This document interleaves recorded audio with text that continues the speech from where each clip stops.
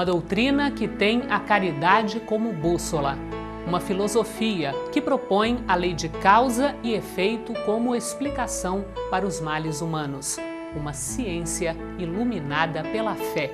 Estamos falando do Espiritismo.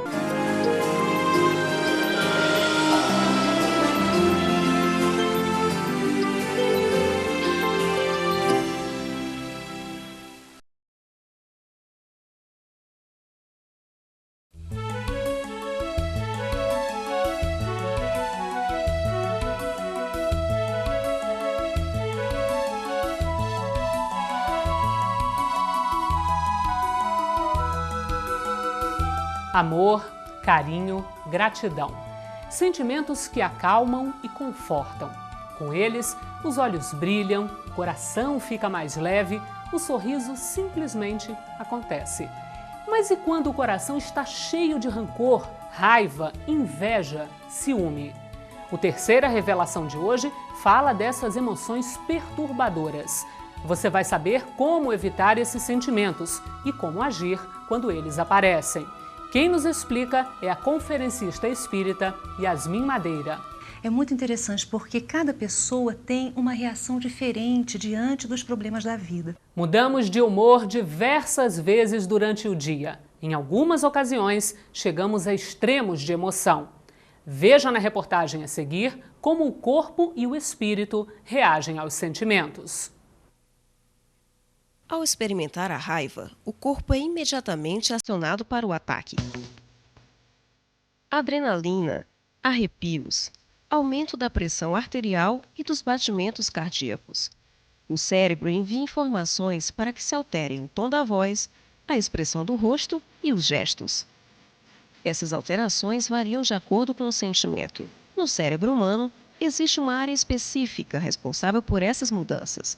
Essa região é conhecida como sistema límbico.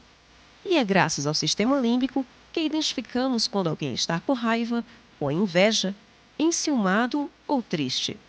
Cada pessoa reage de forma diferente. Há aqueles que se entregam profundamente aos sentimentos e os que nem se dão conta das mudanças de humor. Há também aqueles que percebem o crescimento de uma emoção perturbadora e ponderam se vale a pena extravasar. O responsável físico por essa avaliação custo-benefício é o córtex cerebral. O espírito, por ser a fonte da inteligência, é também a usina das emoções. E se o mundo físico é um reflexo do que acontece no plano espiritual, as reações do corpo perante os sentimentos são também um reflexo do que sente o espírito. A gente pode observar que o reflexo das nossas emoções se dá no corpo físico. Com um pouco de observação, curta que seja, do nosso dia a dia, nós podemos identificar que uma emoção positiva vai trazer uma consequência igualmente positiva no que se refere ao bem-estar do corpo físico. E, ao contrário, quando uma emoção, um sentimento é negativo, a gente sente o efeito destruidor no nosso próprio organismo físico, se refletindo num mal-estar e, em alguns dos casos mais graves, até mesmo em doenças. E para curar a raiva, perdão. Para curar a tristeza, sorrisos. Para curar a inveja, fraternidade.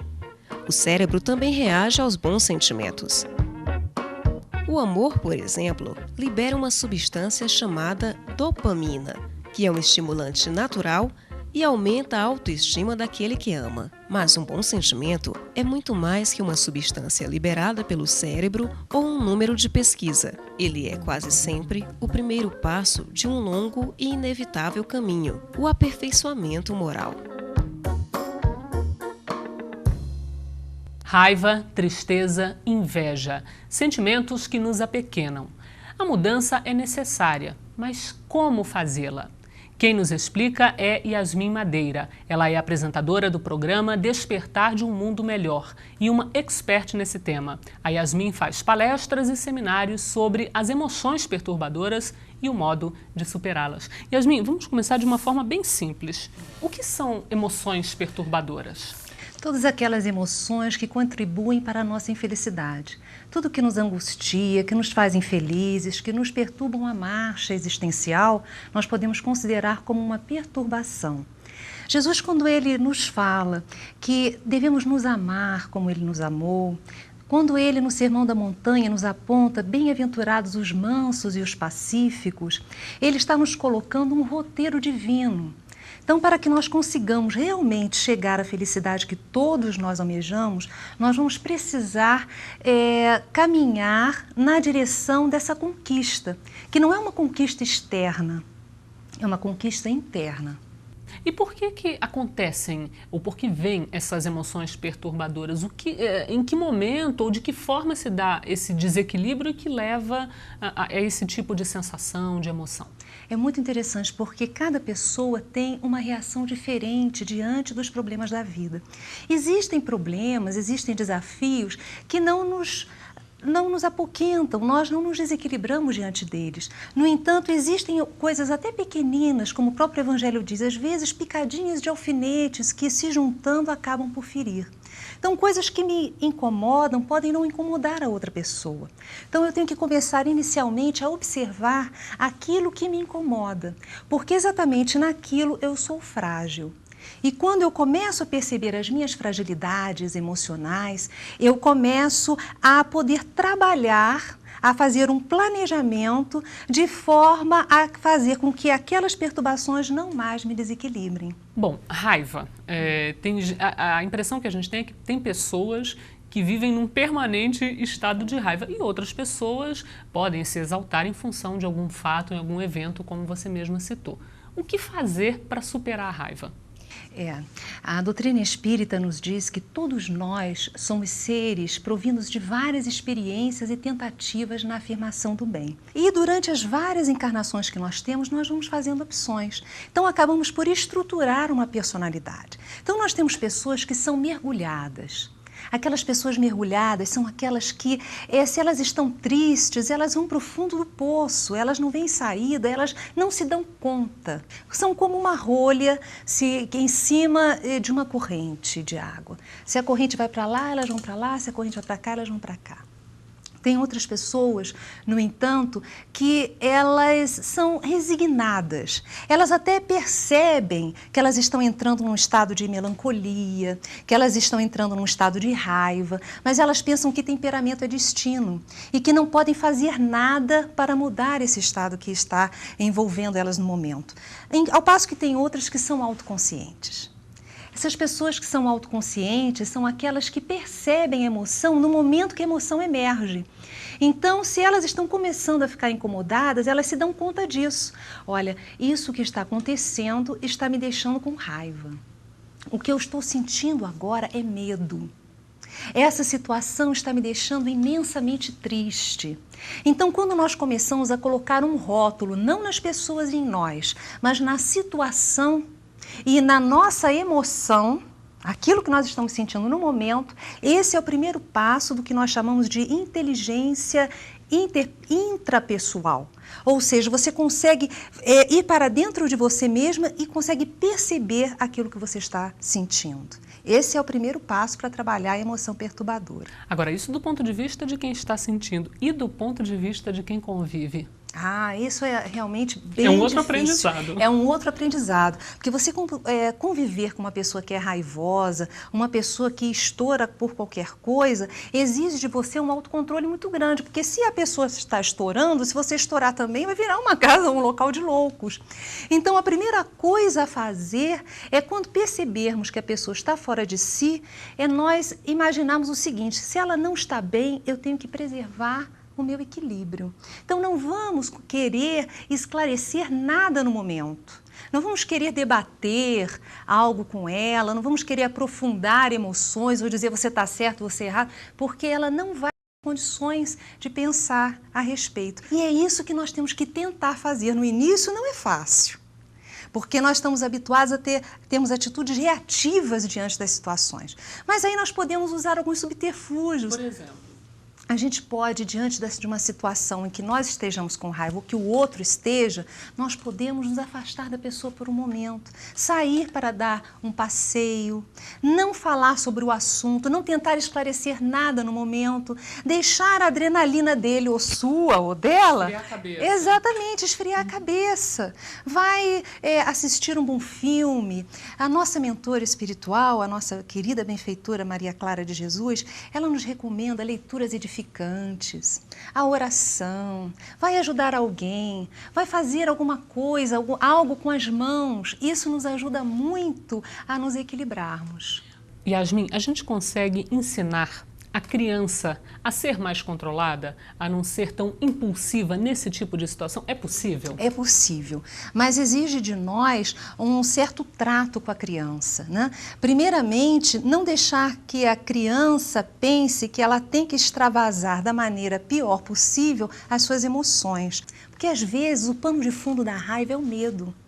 Às vezes não é o medo de você ser atacado fisicamente, mas atacado na sua autoestima. Então, muitas vezes a criança reage porque ela se vê atacada na autoestima. E aí você começa a conversar com ela, sem dar receita de bolo, você começa a encaminhá-la para um raciocínio. Vamos ver uma maneira melhor de você reagir a esse problema do que ficar socando o seu irmãozinho sempre? Yasmin Madeira, muito obrigada pela sua entrevista. Obrigada a você.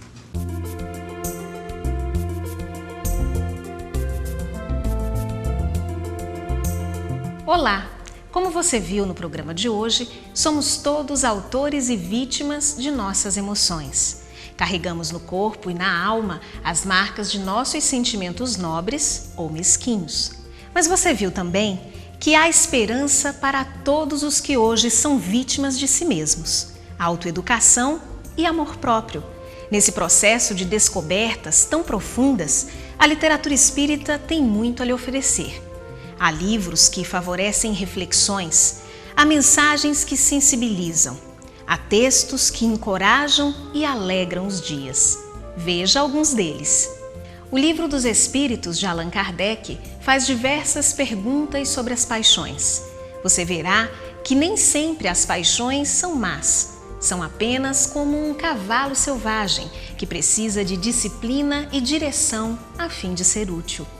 Um livro que apresenta propostas de amor e de equilíbrio para as emoções desgovernadas é Amor, Imbatível Amor, ditado pelo espírito Joana de Ângeles ao médium Divaldo Franco.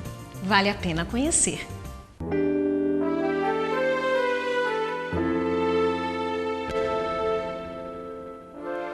Olá!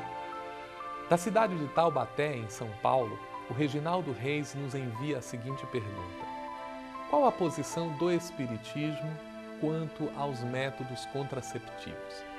Caro Reginaldo, quando Allan Kardec tratou da questão, na parte terceira de O Livro dos Espíritos, sobre a lei de reprodução, dirigiu às entidades espirituais que escreviam o Livro dos Espíritos uma pergunta quanto se o homem poderia colocar algum obstáculo à reprodução, compreendendo nesse sentido a reprodução humana ou também a reprodução dos animais, dos vegetais, de tudo aquilo que se reproduz na natureza.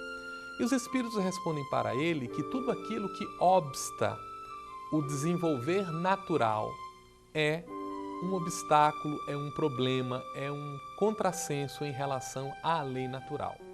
Mas o professor Leon Denis Arrivaio, Allan Kardec, ele resolveu ir mais a fundo na questão e abriu um subitem nesta mesma pergunta, salientando que alguns tipos de reprodução criariam problemas para a natureza em relação à população e em relação ao próprio homem. E desta feita, os Espíritos lhe respondem que ao homem foi dada a inteligência para regular este processo, alertando que todo e qualquer controle populacional ou qualquer controle imposto à reprodução deve ser feito com uma finalidade útil. E esta resposta dos Espíritos abriu espaço para que ele perguntasse se aqueles obstáculos que são colocados em favor da sensualidade não caracterizam um problema. Os Espíritos responderam simplesmente que isto caracterizaria a existência de um caráter no homem muito mais material do que espiritual, deixando para que cada indivíduo observe exatamente a sua conduta diante da utilidade do problema. O terceira revelação de hoje está no fim.